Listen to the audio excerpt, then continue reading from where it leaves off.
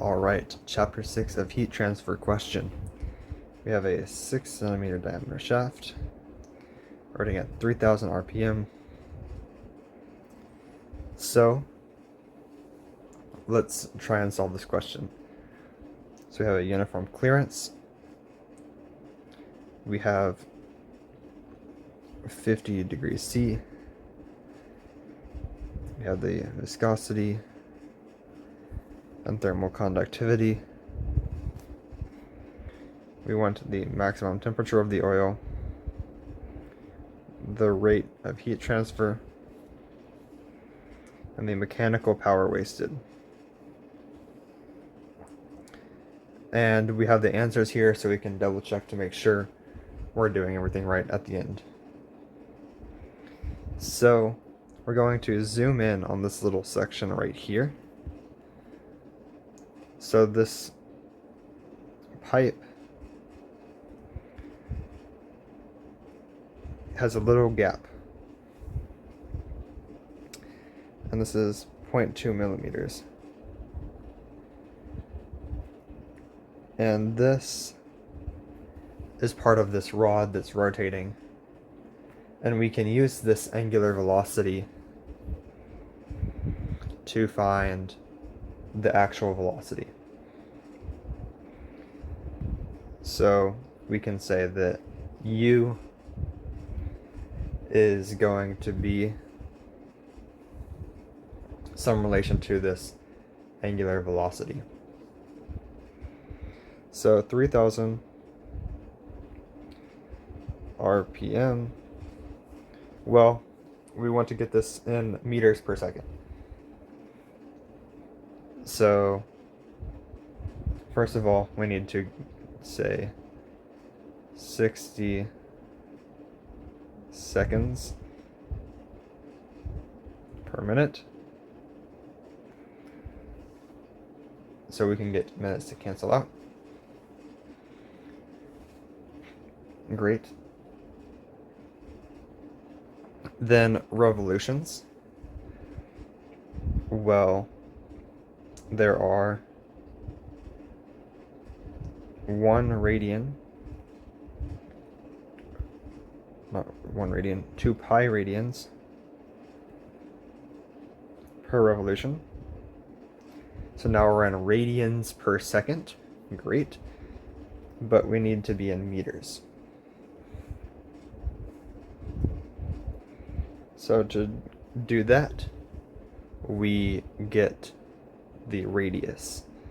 So then we multiply that by the radius of the pipe, which is 6 centimeters, or 0.06 meters divided by 2. So now we are in meters per second. Typing all of this into the calculator, we get 9.4248 meters per second. So that is the velocity at the top of the plate. Good to know. So we want to look at the continuity, momentum, and energy equations. So first up, continuity. So continuity, the continuity equation is du dx plus dv dy equals 0. Well, there is no v. We're only looking at the velocity in the x direction, which is u. So this gives us that du dx is also 0, which means that this is a function of y. U is a function of y. That's what continuity gives us. Great. Next up, we want to look at the momentum. So the momentum equation is rho times u du dx plus v du dy equals mu times du squared dy squared minus dp dx. So what can we cancel out? Well, we know that du dx is 0. Just find that out. We know that v is 0. There's no v. So that means this entire equation is 0. What about this right-hand side? Well, along the x, there is no pressure gradient. So we're left with mu d squared u dy squared. And because this is just a constant, it can never be 0. So we divide both sides by mu. 0 divided by mu is just still 0.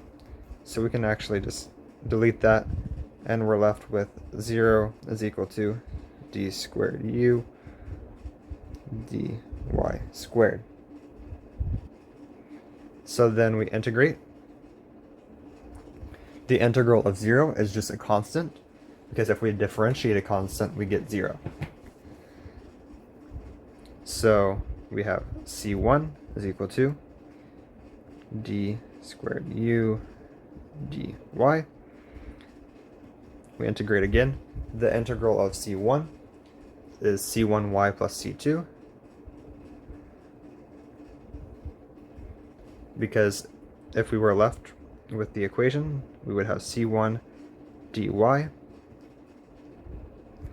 If you integrated this, we could pull c1 out because it is a constant. The integral of dy, you're adding up all of these tiny y's.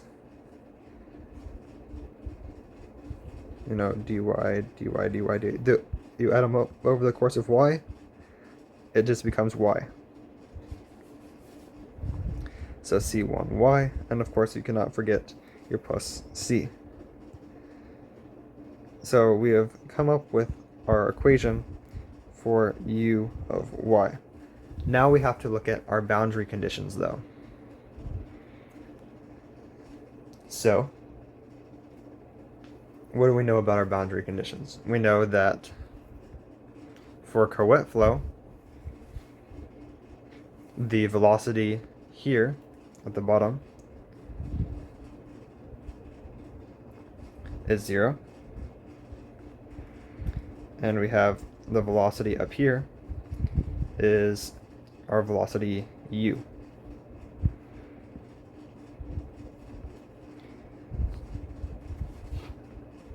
So for right now, I'm going to just solve this in terms of variables, and then we can get numbers in just a second. So u of 0 is 0, and u of, let's call this distance h. U of h is big U, which we know we calculated it as before, is 9.428 meters per second. So we start with u of 0. We know that's 0 based upon our boundary conditions. So we say c1, the variable here is y, so we substitute in 0, plus c2. Well, c1 times 0, that's just 0. We're left with c2 is equal to 0. U of h is equal to u. Well, we know that c2 is equal to 0, so c1 times h, because we're plugging in h for y, is u. Well, solve that for c1. We get c1 is equal to u over h. And we know that u was 9.4248, and h was this tiny little gap, 0.2 millimeters. So 0.2 times 10 to the minus 3. So we're all in meters. So that means that C1 is 47 to 40. So I will write our equation for u of y is C1 y plus C2, or u of y is equal to 47240y. Great. We're not even at part A yet. We have to now look at the energy equation. This is momentum over here. I'll write that.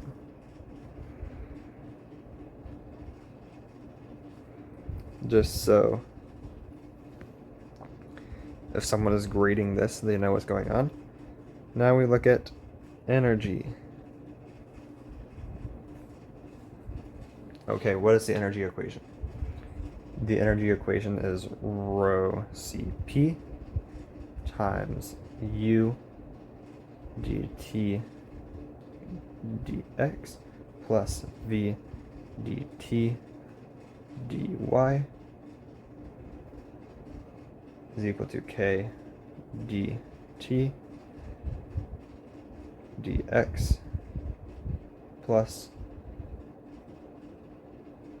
d squared t dy squared. Okay, what can we cancel out? Also plus mu and phi. Because this is oil, so it's viscous. Let's see what we can cancel out. Well, we know that there's no temperature gradient in the x direction. We know that there is no v term, so this left hand side is 0.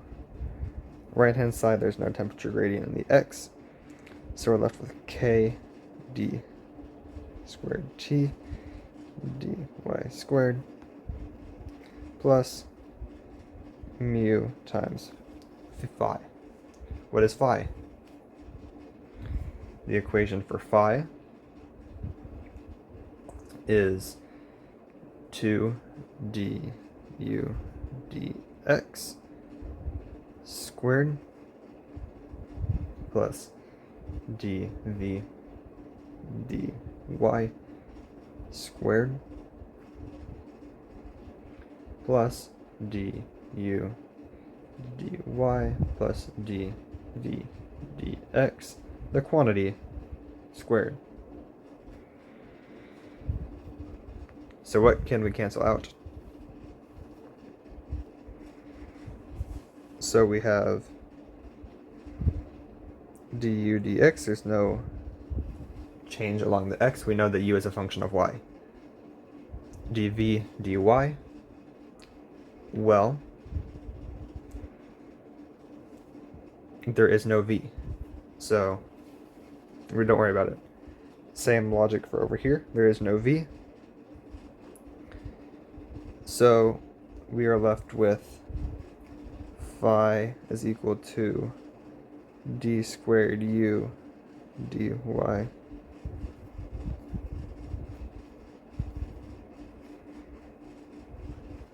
this whole is squared. So that means from the energy equation, now that we have it, we have k times d squared t dy squared plus mu times du dy. There will be a little bit more math involved with this one, specifically algebra, that we're going to have to do, because not everything cancels out as cleanly and as effectively perfectly as the previous part went. So we look at this and say, oh snap, we have a t, a y, a u, and a y. That's 3 variables, and there's only 2 sides of the equation. So we have to replace something, because we can't integrate with 3 variables here. So I'm going to make a substitution. We actually have u. We grab that over here. So u of y was 47 to 40, y. So we're going to say u prime of y, or du dy.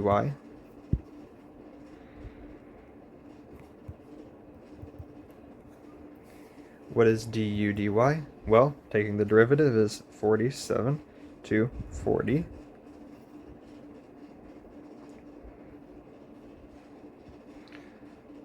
Which was also just u over h. So if we want in terms of variables, I'm going to say k d squared t dy squared plus mu u over h, the whole squared. And as much as I don't want to integrate that, because it looks scary, we can. Because it's almost entirely constants. So what we're going to do is first move this term to the other side. So we have negative mu over h squared is equal to k d squared t dy squared. Integrate both sides. This whole thing is just a constant. So if you want to replace it with some other random constant in your head, you can. This is our third constant that we're solving for, so C3 is equal to k dt. And we could also divide by k while we're at it. So just to make the math a tiny bit easier down the road. Integrate this one more time. Remember that this y, when it becomes y squared, you have to add a factor of 2 in the denominator. Plus c3y plus c4 is equal to t of y. Great, now we have temperature of y. So we want to find the maximum temperature of oil.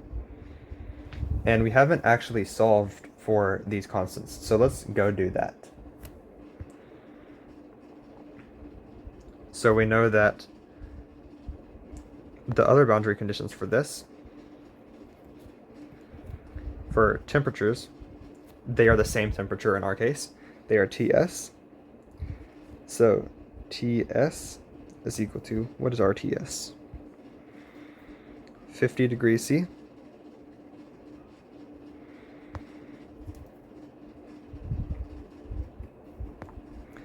And T of 0 is equal to T of H, and that is Ts.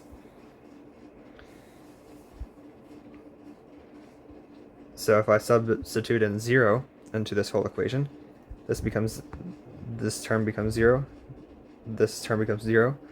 We're left with C4. C4 equals Ts. Now for the actually hard algebra. Shouldn't be too hard. Negative mu over 2k u over h squared. We're substituting an h here. Plus c3y, c3h plus ts is equal to Ts. Well, we can subtract Ts from both sides. We're not worrying about that.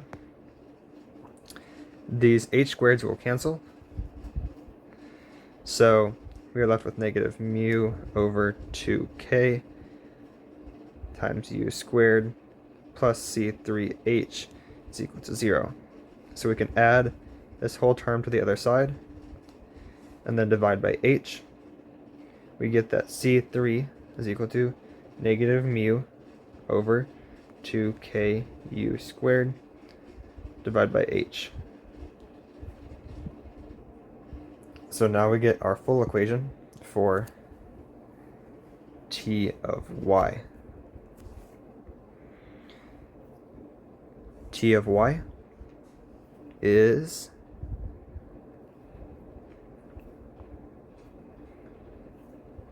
let's see where we have this negative mu over 2k u over h squared y squared plus negative mu u squared over 2kh times y plus ts. And we could definitely factor out a couple of things to clean it up, make it look nice. But I'm going to leave it right now. So now we can finally get to the maximum temperature of the oil. If you remember from Cal 1, if we have some function, that the derivative is the slope. So when the derivative is 0, the slope is 0. And we know that we have a maximum or a minimum. So we say dt dy is equal to 0 to find the maximum temperature. So then we have negative mu over k times u over h squared times y. The 2 went away because we took the derivative. Minus mu u over 2kh. The derivative of a constant is just 0. So now we have some fun algebra to do. So we move one of these over to the other side. Mu u over 2kh is equal to negative mu over k u squared h y.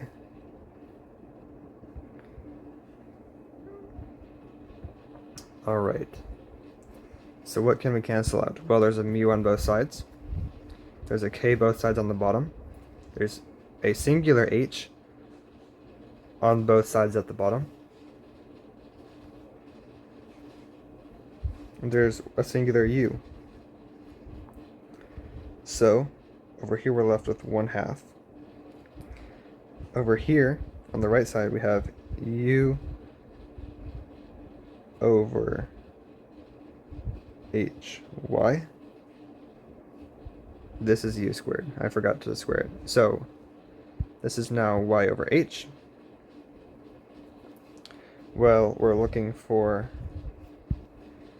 y, so multiply both sides by h. We're at h over 2, which makes sense.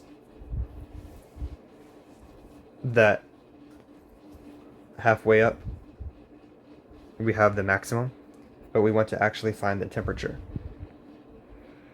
So that means we just plug in h over 2 into our temperature function. So negative mu over 2k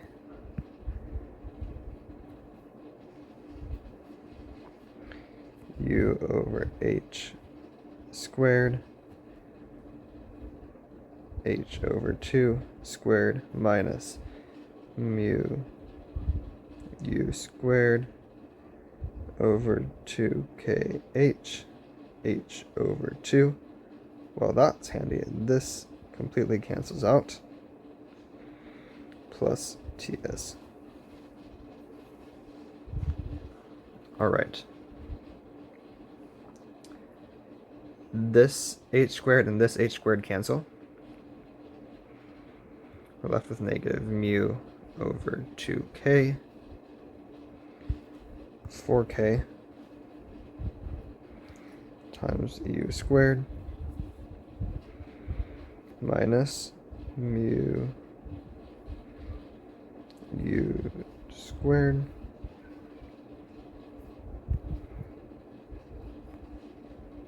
over K plus TS.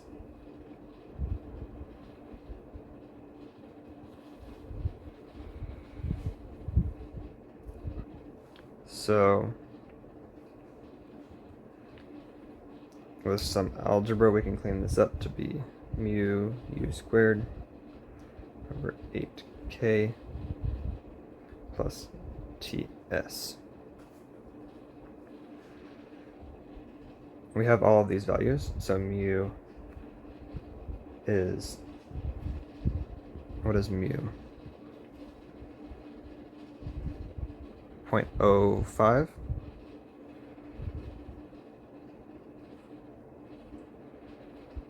We have the velocity of 9.4248, that's squared, over 8 times K, that's 0.17,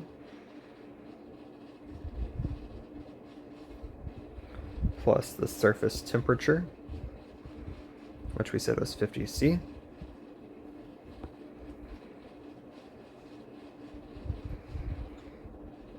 and T max is 53.27 degrees C. Part B, the rates of heat transfer. Well, we know that little q dot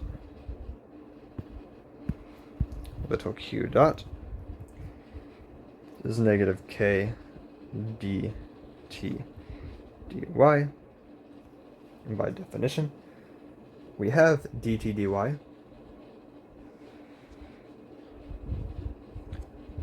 So that is this mess.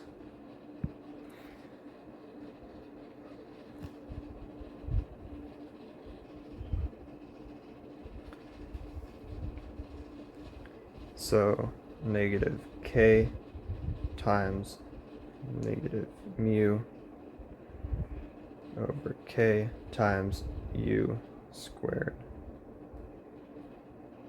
plus mu u squared over 2K h. We can simplify this to be Q dot is equal to mu u squared over h, or big Q is little q times A. What is A? That's just 2 pi RL. So mu u squared over h times 2 pi RL. We have all of these things. That's 0.05 times 9.4248 divided by 0.0002 times 2 pi times 0.03.2 is L. Great. Type all of this into our calculator. We get Q is 418 watts.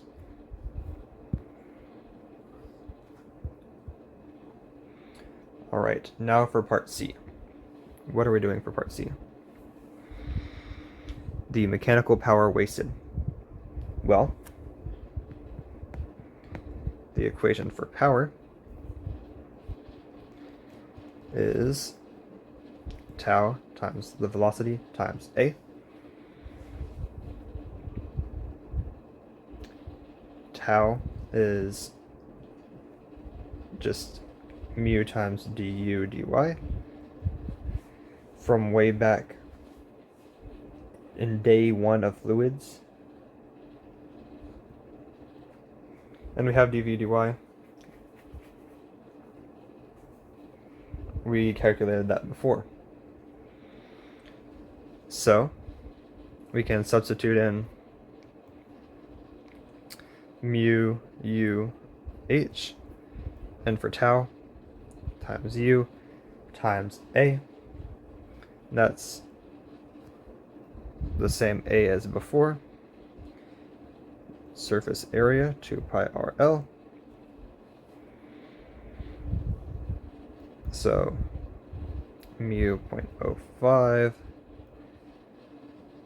This u is just u squared for simplicity, so 9.4248 squared divided by h, 0.2 times 10 to the negative 3, then 2 pi RL. 2 pi times r, 0.03, it was 6 centimeters diameter, times 0.2 L, and so we get P is equal to 838 watts. So that is how we do this question. It's a lot. But our answers do line up. So this is how we do Couette flow with heat transfer. It's a long process, as indicated by this video being 32 minutes long. I'm out of breath. So if you made it to the end of the video, please consider liking and subscribing. I'm trying to grow this so many people can learn engineering and succeed in the difficult major that is mechanical engineering. So thank you all very much for watching.